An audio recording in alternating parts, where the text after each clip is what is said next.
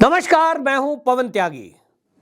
एक राहुल गांधी और सोनिया गांधी से जुड़ी हुई बहुत बड़ी खबर आ रही है और खबर यह है कि राहुल गांधी और सोनिया गांधी बाल बाल बच गए हैं।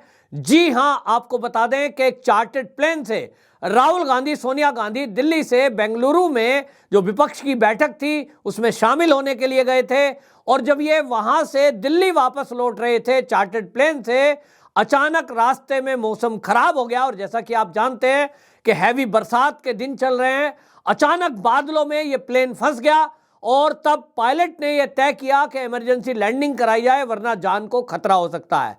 तो भोपाल के, मध्य प्रदेश के भोपाल में ये इमरजेंसी लैंडिंग कराई गई है राजा भोज एयरपोर्ट पर और इनको अब अगले एक बड़े विमान से लाया जाएगा जो कि इंडिगो का है। यानी चार्टर्ड प्लेन को यह समझा गया है कि इस खराब मौसम में वो नहीं उड़ सकता।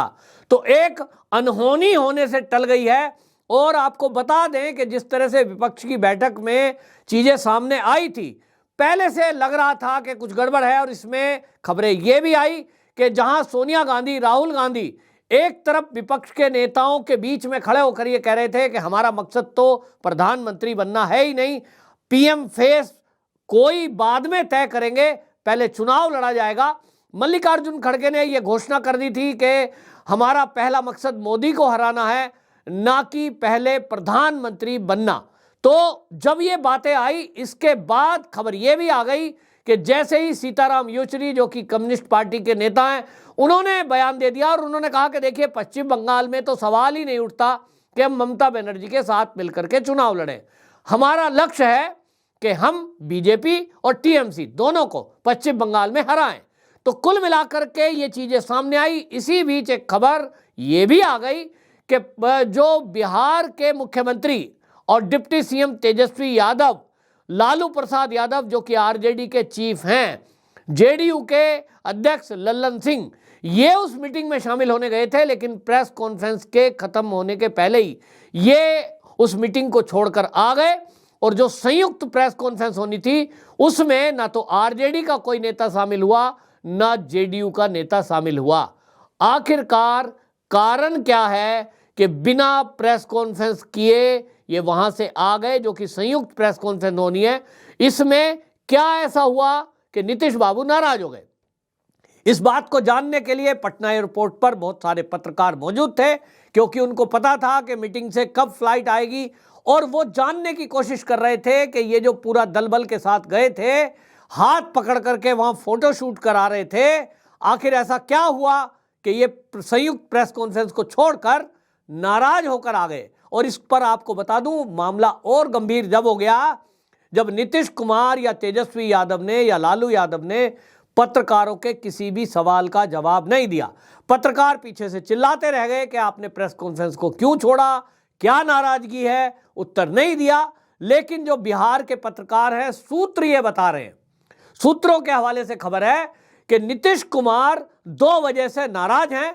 एक वजह यह है कि वो लालू प्रसाद यादव से ये चाह रहे थे कि लालू प्रसाद यादव उस संयुक्त मीटिंग में जहां की विपक्षी नेता जुटे हैं, वहां ये नीतीश कुमार का नाम घोषित करें कि नीतीश कुमार प्रधानमंत्री का चेहरा हो सकते हैं, इनके लिए बात करें।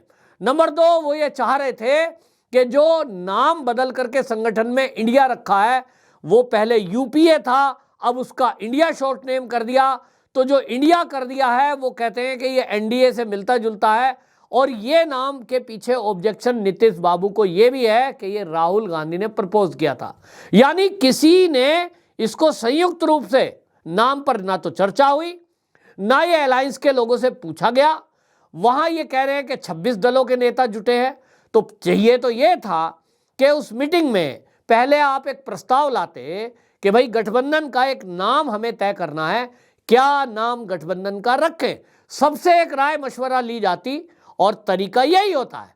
लेकिन आपने घोषणा करने से पहले किसी से राय नहीं ली और अपने आप राहुल गांधी एक शॉर्ट नेम बनाकर लाए, ऐसा नाम रख दिया जिसका कोई मतलब नहीं है। राहुल गांधी विदेशों में जाते हैं तो कहते हैं ये इंडिया जो है कोई राष्ट्र नहीं है, देश नहीं है, राज्यों का समूह है। कभी वो जो है इंडिया की बात करते हैं। और अब तो आपको बता दें, जो हेमंत बिस्वा शर्मा है असम के मुख्यमंत्री, उनका ट्वीट आ गया, उन्होंने कहा कि देखिए ये इंडिया नाम तो हमारे हिंदुस्तान का, हमारे भारत का अंग्रेजों ने रखा था। हमारे देश का नाम तो भारत है, हमारे देश का नाम तो पुरातन जो है वो हिंदुस्तान है। अंग्रेजों ने जो ब्रिटिश गवर्नमेंट के लोगों ने नाम रखा इंडिया, उसके खिलाफ तो हमारे लोगों ने लड़ाई लड़ी, क्रांतिकारियों ने लड़ाई लड़ी, तो उसका नाम तो हमें मिटाना है, हमें काम हिंदुस्तान के लिए करना है। और आप ये भी समझिए कि हमेशा हिंदुस्तान हिंदू से जुड़ा हुआ शब्द है ये, तो कुल मिलाकर के इसका नाम भारत होना चाहिए। पुरातन शास्त्रों में सब जगह भारत है और भारत ही नाम होना चाहिए। लेकिन आपको बताएं, कुछ इस तरह के सोशल मीडिया पर जो कुछ नेता है, आम आदमी पार्टी के एक नेता ने ट्वीट किया है, जिसको भारत पसंद नहीं वो विदेश चला जाए, तो मतलब कुल मिलाकर के इस तरह की बातें कर रहे हैं। तो इसको लेकर नाराजगी नीतीश कुमार की है कि बिना सलाह के राहुल गांधी कोई प्रपोजल रखते हैं और उनकी बात नहीं सुनी गई। और खबर यह भी है कि नीतीश कुमार को ये इच्छा थी एक तरह से कि ये जो गठबंधन बना है, इस गठबंधन में वो जो है उनको इसका संयोजक बना दिया जाएगा। तो नीतीश कुमार को ना तो संयोजक घोषित किया गया, ना प्रधानमंत्री का चेहरा घोषित किया गया, ना उनकी राय से नाम रखा गया। और इसीलिए नीतीश कुमार नाराज हो गए, क्योंकि नीतीश कुमार ने आरजेडी के साथ मिलकर तो यही तय किया था कि मैं प्रधानमंत्री बन जाऊंगा, तो तेजस्वी यादव को मुख्यमंत्री बना दिया जाएगा। लेकिन अब जो जैसे हालात हैं उसमें यह दिख रहा है कि नीतीश बाबू को कोई पूछ नहीं रहा है, प्रधानमंत्री बनने का कोई सपना उनका पूरा होने से रहा, वैसे भी होने से रहा क्योंकि आएंगे तो मोदी जी ही। लेकिन अब उनको कुर्सी छोड़नी पड़ेगी, क्योंकि लालू प्रसाद यादव का दबाव है कि तेजस्वी यादव को मुख्यमंत्री बनाया जाए। अब उनका सपना चकनाचूर हुआ और उन्होंने जिस तरह से एनडीए को छोड़ा, इसके अलावा सबसे ज्यादा अगर बेइज्जती किसी की विपक्षी नेताओं की हुई है कर्नाटक में, वो हुई है नीतीश कुमार की। जगह जगह पोस्टर लग गए, उनको कहा गया कि ये जो है ऐसा नेता है जो कभी भी पलटी मार देता है। अब उनको इस तरह का अपमान करने के लिए उनको बताया गया कि ये जो पलटी मार नेता है ये भरोसेमंद नेता नहीं है। नीतीश बाबू को इतनी बुद्धि तो है कि ये पोस्टर किसने लगाए, ये बैनर किसने लगाए? ये बैनर कांग्रेस का शासन है, कोई और तो लगा नहीं सकता। बीजेपी वाला अगर लगाता अभी तक मीडिया में खबर आ जाती, और मीडिया बीजेपी क्यों लगाएगी? तो कांग्रेस के कार्यकर्ताओं के द्वारा नीतीश कुमार को पलटू राम कहना, इनडायरेक्टली और डायरेक्टली जिस तरह से बैनर लगाए गए, ये अपमान किया गया है। और नीतीश बाबू कहां तो सोच रहे थे कि वो संयोजक बन जाएंगे, कहां वो सोच रहे थे कि वो प्रधानमंत्री चेहरा बन जाएंगे, लेकिन जिस तरह से राहुल गांधी के बराबर में उनका फोटो नहीं लगाया, वहां केजरीवाल के फोटो ज्यादा लगे थे, बैनर ज्यादा लगे थे, तो नीतीश बाबू को सपना चकनाचूर हो गया और एक तरह से इनका अपमान भी हुआ है, जिसको लेकर नीतीश बाबू नाराज हो गए। और वो इसीलिए उन्होंने तय कर दिया कि भाई मैं संयुक्त प्रेस कॉन्फ्रेंस में शामिल नहीं होऊंगा, लेकिन बोलूं तो बोलूं क्या। और इसलिए उनको आभास हो गया है। अब देखते हैं, एनडीए तो उनको ले नहीं रहा है, क्योंकि जो अमित शाह है उन्होंने पहले ही डिक्लेयर कर दिया है कि नीतीश कुमार के लिए हमारे रास्ते बंद हैं, वरना अभी तक वो शामिल हो जाते, शायद केंद्र में मंत्री भी बन जाते। तो अब नीतीश बाबू को समझ में आ गया कि वो कहावत है ना, खराब सी कहावत है, हालांकि धोबी का घर का ना घाट का, गांव के लोग बोलते हैं। नीतीश बाबू की हालत लगभग ऐसी ही है, ना वो एनडीए में जा पाएंगे अब, ना वो केंद्र के मंत्री बन पाएंगे, और मुख्यमंत्री की कुर्सी अभी उनको छोड़नी ही पड़ेगी।